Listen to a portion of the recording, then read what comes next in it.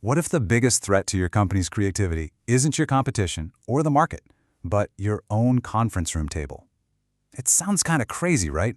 But that's exactly the kind of hidden problem that obsessed Ed Catmull, the co-founder of Pixar. He spent his career trying to figure out not just how to build a creative company, but what secretly, silently, breaks one. See, this was the question that really haunted him. Living in Silicon Valley, he had a front-row seat to this incredible show, startups full of the smartest people you could find, rising like rockets, and then just flaming out. And the weird part was, they weren't being beaten by competitors. They were somehow defeating themselves. And this just captures his mission perfectly. After he achieved his lifelong dream, making the first ever computer-animated film, he realized he had a new, and honestly, a much harder mystery to solve.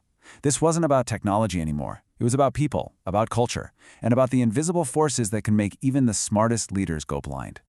Now, to really understand that huge shift in his thinking, we've got to go back, way back, to the beginning, to the one single goal that drove the entire first half of his life. As a kid, Catmull had these two heroes, and they represented two totally different kinds of genius. You had Walt Disney, the artist, the inventor, who literally created an entire world out of thin air. And then you had Albert Einstein, the scientist, who was all about explaining the world that was already there. Catmull didn't want to choose. He wanted to live right at the intersection of both. And that blend of art and science led to this one, single-minded ambition, a goal so clear, so powerful that it organized 20 years of his life to create that perfect fusion of Disney and Einstein. Everything he did, every career move was all in service of this one incredible dream. So, what happens when you actually achieve a 20-year-long dream? You'd think it would be pure joy, right? Celebration. Well, for Catmull, it was a crisis. I mean, by every possible measure, Toy Story was a monumental success. It wasn't just a hit, it was the top-grossing film of the entire year. It changed animation forever. Pixar had finally, officially arrived. They had pushed that giant rock all the way to the top of the hill.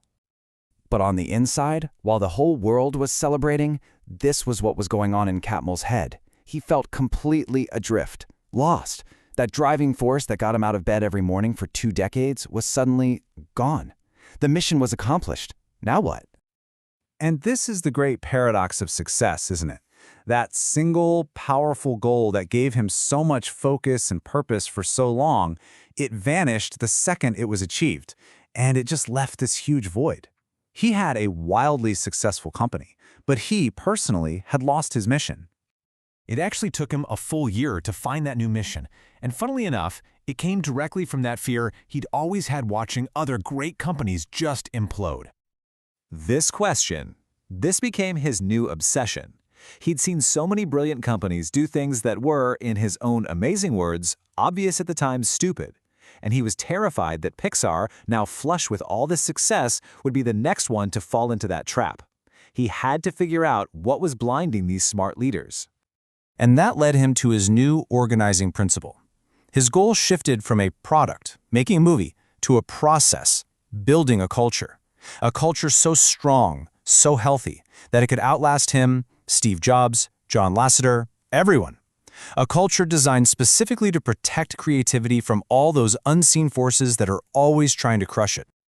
But okay, what do these unseen forces actually look like in the real world? Well, as Catmull discovered, they're often hidden in the most mundane, everyday things you can imagine. For over a decade at Pixar, a beautiful, elegant, and very expensive conference room table was quietly sabotaging their most important meetings. And the craziest part? Nobody in charge even noticed. The whole problem was its shape. It was long and narrow. This meant that the important people, the directors, the producers, would all naturally sit in the middle. But if you were a junior artist or an engineer sitting at one of the ends, you felt like you were miles away. You were so far from the center of the conversation that you'd often just stay quiet. And then, to make things easier, someone had the bright idea to start using place cards, just to make sure all the key leaders were right there in the middle. This totally well-intentioned idea made the hidden problem so much worse. It basically cemented a pecking order in a company that claimed to believe hierarchy was the enemy of creativity. And this quote gets right to the heart of the entire issue. The leaders, including Catmull himself, were completely blind to the problem because it didn't affect them. They were in the middle seats. They felt included, so they just assumed everyone else did too. Their own powerful vantage point made them unable to see the problem. So fixing it wasn't just about getting a new table. Yeah, that was step one. They replaced it with a square one where everyone could see each other. But the habit of the place cards stuck around. That was the secondary problem. It took a director to literally grab the cards one day, throw them in the air, and mix them up to finally break that tradition. And this is what Catmull came to believe management truly is. It's not about directing people or telling them what to do. It's about being a diagnostician. A leader's real job is to constantly hunt for these long tables, all the invisible structures and biases that are quietly stifling good ideas without anyone even realizing it. So this all rolls up into a set of core principles, a kind of philosophy that Catmull used to guide Pixar, and later Disney Animation as well. A leader's real job, as he sees it, is to create an environment where people feel safe. It all starts with humility, admitting you don't know everything and that your own view of the world is probably flawed. It means making it absolutely safe for anyone to point out problems, especially to the people in charge. And it requires this constant vigilance, not for what's obviously going wrong, but for the problems that are hidden just beneath the surface. And really, the lesson of that long table applies to all of us. It forces us to ask, what are the invisible things in our own worlds, the way we run meetings, our unspoken rules, the hidden hierarchies that are getting in the way of our best ideas?